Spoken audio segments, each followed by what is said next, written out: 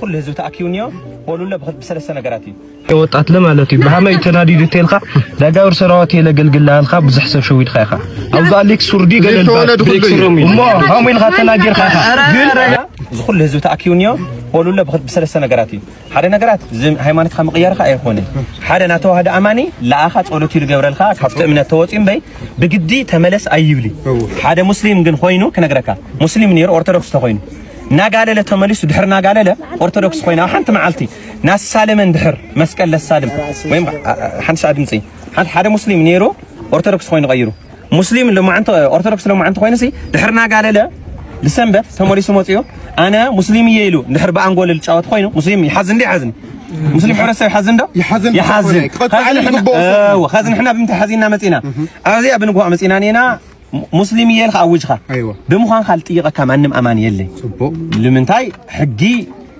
منم عينت منت كتغير منم كتكون مسل خاي مسلم كون بيا من قد كون خاجل مسكنا السلام حاز حدا بيا من قد خمسة خز موقع يحزنا ينا أزي موقع نازي كان بيتكشتنا كله مسرت للواي ترجم للواي استات حسخة بلك اعتري لك خزي زي خاجر خانيخة تملس خزانا منوكسينا جبرخة مسكنا السلام خا خمسة خز توايل قوينا متينانينا خمسة خز مسكنا ركيو خلي ركيو خاي كود ركيو خا موقع يالن ركيو كالنا خمسة تخوين قل مسمن يبعث له مس كريستيان حوات خمس مسلمنا كريستيان حواتنا نوح زمن بسلام صنيحي ورا مسلم حاونا بسلام كريستيان حاونا بسلام نوح زمن صنيحنا سمعني بدي بعث صنيحنا مس مسلم حورته كبعث لخ النجار ሃይማኖት ለሃይማኖት ፈጋጭ ነገር ግን እንቀሰቃሴ ከተከበረ ይትخيلي እዚ የለካለው ለምንታይ ናተዋዳ አመንተና ብዙ ጥያቄታት ነው የሚል ህዋትና እዚ ሚዲያ ተሰደዱ ህዋትና ነው እና ተደውሎም እንደ ነገራት ተነግሩም ለአምነት ይልኻኒ ልዕል እንደ ናቤት ክርስቲያናት ንዋይ ቅድሳት ሒዝና ልጠፈንዮ ናተዋልካ ናይ ሓደ ብንዋይ ብቻ ይኾነ ብጥቃዓት ልበጽሕና ልብላ ደቅ ተነሱ እንደ ነው አኽልተ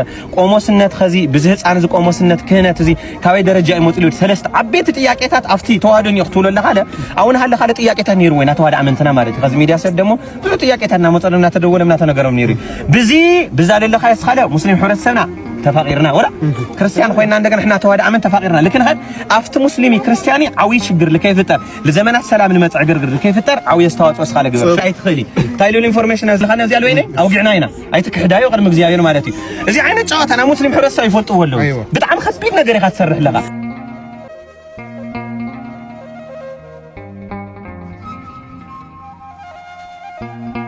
እኛ የኛ ቤተክርስቲያን እኛ ምናምነው እምነት ብቻ ነው እውነት ብለን የምንናገረው እኛ ያለንበትን ተቋም በደጋፊነትና በጭፍን ዕውቀት ለመናገር ፈልገን ሳይሆን የክርስቶስ ቤተክርስቲያን ምናውቀው ምልክቷ የቆመችበት አለት ምን ላይ የቆመች ነው ሁለት አካል ሁለት ባህሪ ብላ የቆመች እሷ አይደለችም አንድ አካል አንድ ባህሪ አንተ ነው ያለው አንተ የሕያው እግዚአብሔር ልጅ ነህ እናንተ አላለም ስጋ የእግዚአብሔር አብ ልጅ ነው የድንግል ማርያም ልጅ ነው ቃል ደግሞ የአብ ልጅ ነው እናንተ አላለም አንተ ብሎ ነው የጠራው የሕያው እግዚአብሔር ልጅን ከድንግል ማርያም የተወለደውን ዘመን የማይቆጠርለትን ዘመንም የተቆጠረለትን በአንድ ተዋህዶ ቅዱስ ጴጥሮስ አንተ ብሎ ነው የጠራው ያ እዚያ ላይ የቆመችው ቤተክርስቲያን የክርስቶስ ቤተክርስቲያን ናት ክርስቶስ የሰበሰባት ማለት ነው ምን ማለት መስላችኋል አያችሁ የሰው ፈቃድ ያልሰበሰባት ስለዚህ ምንድነው ያለ እዚህ ጋር አንድ ቃል ተሰማላችሁ ማለት አንተ ስምዖን ወልደ ዮና ንዑድ ክቡር ነህ አለ ለምን ይሄንን ስጋዊ ደማዊ አልገለጠልህም ማለት ይኸውላችሁ ክርስቶስ የቤተክርስቲያን ራስ ነው ማለት የቤተክርስቲያን ሰብሳቢ ነው ማያችኋለሁ ሰብሳቢ ነው ስጋና ደም የሰበሰበው ህብረት አለ ስጋና ደም መብል የሰበሰበው ገንዘብ የሰበሰበው የሹመት ፍቅር የሰበሰበው ይኖራል ፈላስፋ የሰበሰበው ሊቅ የሰበሰበው ይኖራል ንጉስ የሰበሰበው ይኖራል ይሄ ስጋና ደም የሰበሰበው ነው የኔ ቤተክርስቲያን ግን ስጋና ደም ያልሰበሰባት ናት አለ በዚህ ያልተሰበሰበችው ናት እኔ ላይ ቆመች ማለት ቤተክርስቲያን እሷ ናት ይሄን ዓላማ ያላደረገችው ቤተክርስቲያን እሷ ናት የኔ ቤተክርስቲያን የት ላይ እንደቆመች ይዋት ነው በእውነትም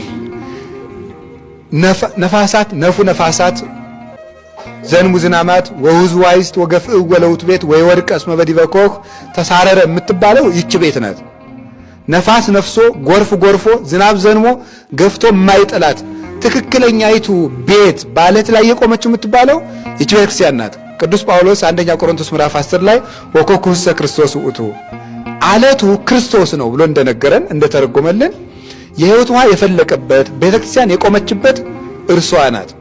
ከስጋና ከደም ያልተሰበሰበችው ማለት ነው። የሰውን ፈቃድ ፈልጋ የነገስታትን ግዴታ ለመፈጸም ሰዎችን በምድራዊ ምቾታቸው የማታታልል ለክርስቶስ ፈቃድ ያደረች ፈቃደ ክርስቶስ የሰበሰባት ሃይማኖተ ክርስቶስ የሰበሰባት ፈቃደ ክርስቶስ የሰበሰባት ሕገ ክርስቶስ የሰበሰባት ዘሥጋ ወደም ያልሰበሰባት እቺ ቤተክርስቲያን ነው። እንደዚያ ነው። አይታችኋታል ቤተክርስቲያናችንን ስጋና ደም ያልሰበሰባት ቤተክርስቲያን ታያታላችሁ አይደል? ለምሳሌ አብይ ጾም ስንት ቀን ነው የምንጾመው? 40 እንጾማለን አይደል? 40 ጾመን 55 ይመጣል። 55 ጾመን ከዚያ በኋላ እሁድ ትንሣኤ ነው አይደል? እሁድ ትንሣኤ ሲሆን ለመሆን ግን አያችሁ ሲጾም ለቀረመ አካል መጨረሻ ላይ ምን አይነት ጾም ነው የምንጨምርለት ደግሞ? እንግዲህ 40 ቀን ስለጾማችሁ የቀዳም ስዑር ዕለት ቁርሳችሁን ብሎ አይደለም እንትን እንደውም ምንድነው የምታደርገው? እንደውም ጾሙን ጠበቅ ታደርገውና ወደ ምን ትሄዳለች? ጭራሽ ወደ አክፍሎት ትጨምርበታለች ማለት ነው። ወደ ክርስቶስ የምታቀርበን ስጋና ደምን እየቀነሰች በመሄድ ነው። ሲያከፍል የዋለው ሰውዬ ተኝተህ አድረህ 12 ሰዓት ምን የመሰለ ዶሮ ብላይ ትለዋለች? አትለውም። ተኝተህ አክፍል ትለዋለች? ምንድን ነው የምትለው? ቅዳሜ ማታ ጀምሮ የት ደር ነው የምትለው? ቤተክርስቲያን ደር ነው የምትለው ማለት ነው። ስጋና ደም ያልሰበሰባት ቤተክርስቲያን ጴጥሮስ ይሄ ብፃን የምታሰጠችው ለዚህ እኮ ነው። በነገራችሁ ላይ ጳጳሳቱን ብፁዕ አቡነ ገሌ የምንላቸው ከዚህ የተነሳ ነው። ስጋና ደም ባልሰበሰባት እምነት ውስጥ ሆነው የዚች ቤተክርስቲያን መሪዎች ስለሆኑ ነው እንጂ እንደው ቅዱሳን የማይሳሳቱ ብፁዓን እያልናቸው እንኳን አይደለም። ሊሳሳቱም ይችላሉ፣ ላይሳሳቱም ይችላሉ። ሰው ናቸው። ለፍጹምነት ይበቃሉ፣ እስኪበቁ ሊሳሳቱ ይችላሉ። ብፁዕ አቡነ ገሌ ምንለው ከዚህ የተነሳ ነው። ቅዱስ ጴጥሮስ የዛ ጊዜ በጣም ቅዱስና ኃጢአት የሌለበት ሆኖ ነው ጌታ ብፁዕ ያለው። በምንድን ነው ብፁዕ ያለው? ከስጋና ደም ባላገኘው በዚያ እውነተኛ ሃይማኖት አንተ ብፁዕ ነህ ብሎ ተናገረ እና ቅዱስ አትናቴዎስን በሃይማኖተ አበው ሲናገር ወዳጄ ከሁሉ አስቀድመህ የጸናች ሃይማኖትን ምን አድርግ ነው የሚለው? ገንዘብ አድርግ። እንግዲህ ይህ ልጅ ሁላችሁም ታውቁታላችሁ። በተለይ ቆብ ደፍቶ ቆሞስ ነኝ እንዲሁም ከቄስም አልፎ ቆሞስ ነኝ መነኩሴ ነኝ በማለት ብዙዎችን በጣም ሲያስት ግራ ሲያጋባና የማይሆን መንገድ ውስጥ ያስገባ አሳሳች ሰው ነው። በምታዩት መልኩ ግን ጫት እየቃመ በእስልምና ወይ ደግሞ በሃይማኖቱ በራሱ በሙስሊምነቱ ከአፈጠረ በኋላ ጫት ሲቅም የሚያሳይ ነው። በጣም ያሳፍራል። ለእንደነዚህ አይነት ተራ ለእንደነዚህ አይነት ግለሰቦች ተላልፋ መሰጠቷ የቤተ ክርስቲያን አስተምህሮ በጣም ነው የሚያሳዝነው። ምክንያቱም እግዚአብሔር ይባርካቸውና የትግራይ ወጣቶች እንደዚህ አጋልጠው ለዓለም ባያወጡት ኖሮ እውነቱን ስንቶችን ሲያስት እንደሚኖር አስቡት። ስንቶችን ሰግዶ ሲወጣ ነው እንግዲህ ያዙት። ሰግዶ ሲወጣ ከመስጊድ ሰግዶ ሲወጣ ነው እንግዲህ ይዘው በምታዩት መልኩ ማለት ነው። ሙስሊም ከሆንክ ወደ ክርስቲያንና ብሎ የሚያስገድድህ ሰው የለም። ክርስቲያንም ሆነ ወደ ሙስሊም ለምን ትሄዳለህ ብሎ የሚያስገድድ ሰው የለም።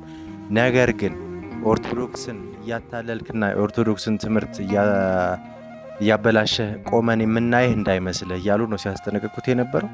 በጣም ያሳፍራል። ግን በዚህ ልክ የኦርቶዶክስ ተዋሕዶ ቤተክርስቲያን ሃይማኖታችን፣ አስተምህሮታችን፣ ስርዓታችን በዚህ ልክ እየወረደ ለማንም ተራ ግለሰብ፣ ለማንም ተራ ህፃናት፣ ለማንም ተራ ሃይማኖተኛ ነኝ ባይ በአዳም ልኮ ሁሉ እየተላለፈና እየተሰጠ ነው። በጣም ነው የሚያናድደው፣ በጣም ያበሳጫል። ምክንያቱም ቅድስት ቤተክርስቲያን ስርዓት ያላት አባቶችም ስርዓት ይዘው በስርዓቷ ነው የሚያስተምሩ እንጂ ለእንደነዚህ አይነት ለዚህ እኮ ነው የቲክቶክ ማህበረሰብና የቲክቶክ ተከታይ ወይ ደግሞ ቲክቶክ ላይ ያለ ህዝብ ማለት ነው በቃ ጩኸት ይወዳል፣ ጋጋታ ይወዳል፣ እይታ ይወዳል። የሆነ ታምር ፈላጊና ናፋቂ ትውልድ ያሳዝናል እንደዚህ መሆኑ። ምክንያቱም ነገ ከነገ ወዲያ አሁን የአባቶች ስርዓትና አስተምሮት እየተረሳ ቲክቶክ ላይ እኛለን በሚሉ ተጽዕኖ ፈጣሪዎችና እኛለን በሚሉ ፎሎወር ያላቸው ወይ ደግሞ ተከታይ የበዛላቸው ሰዎች ናቸው ማለት ነው ይህንን ህዝብና መንጋ የሚነዱት። እንዴት ዝም ብሎ በተገኘውና ባየው ሁሉ ይነዳል ነው ህዝበ ክርስቲያኑ። ባየው በሰማው ሳያጣራ ሳይመረምር አስተውሉ ተብሏል፣ መርምሩ ተብሏል። መመርመር ማስተዋል እየቻለ በማንም ተራ ህፃናት በማንም ተራ ግለሰብ እንዴት ዝም ብሎ በእንደዚህ አይነት ሰው ይነዳል? በጣም ነው የሚያናድደው። ምክንያቱም ይፍቱኝ አባ ይባርኩኝ፣ ጸሎቶት ይድረሰኝ፣ ቡራኪዎት ይድረሰኝ እያሉ ብዙዎች ላይ በላይ ተቀምጦ እንኳን እኔ እንኳን ታዝቤያለሁ። በጣም ያናድዳል። ማለት በዚህ ልክ ለማስተዋል እንኳን በዚህ ልክ ለማገናዘብ እንኳን ያቃተን ሰዎችና ህዝቦች መሆናችን በጣም ያናድዳል። በጣም ብዙ ነገሮች አሉ። ሚስጥር ገና እየወጡ ያሉ ሚስጥሮች አሉ። እነሱንም ወደ እናንተ እያጋራን ያለውን እውነታ እያጋለጥን እንሄዳለን። ነገር ግን በእንደዚህ አይነት ምክንያት በእንደዚህ አይነት ተራ ሰዎችና ተራ ግለሰቦች ተራ ያልኩት እኔ ዓላማቸውን ነው ተራ የሆነ ዓላማ ስለያዙ ማለት ነው። ምክንያቱም በእንደዚህ አይነት ሰዎች ነው እንግዲህ እየተሸወድን ያለን። ምን አለ ብናጣራ፣ ምን አለ ብናገናዘብ፣ ምን አለ ማስተዋል ማየት ብንችል። በጣም እኮ ያናድዳል እኮ የምር። እና እባካችሁ በቻላችሁት መጠን በቻላችሁት አቅም ይሄንን ነገር እንዳይፈጠር፣ እንደዚህ አይነት ነገሮች እንዳይከሰቱ ክርስቲያናዊ ግዴታችሁን ተወጡ። ምክንያቱም ቤተክርስቲያን የሁሉም ናት። በቃ ሁሉም ደግሞ ለቤተክርስቲያን ጠበቃ መሆን አለበት። ቤተክርስቲያን ጌጣችን እንጂ ነውራችንን የምናራግፈባትና ምራቃችንን የምንተፋባት መንገድ ዳር የወደቀ ነገር አይደለችም። በጣም ያማልና እባካችሁ ቪዲዮንም ሼር አድርጉት፣ ሌሎች ይማርበት። መልካም ቆይታ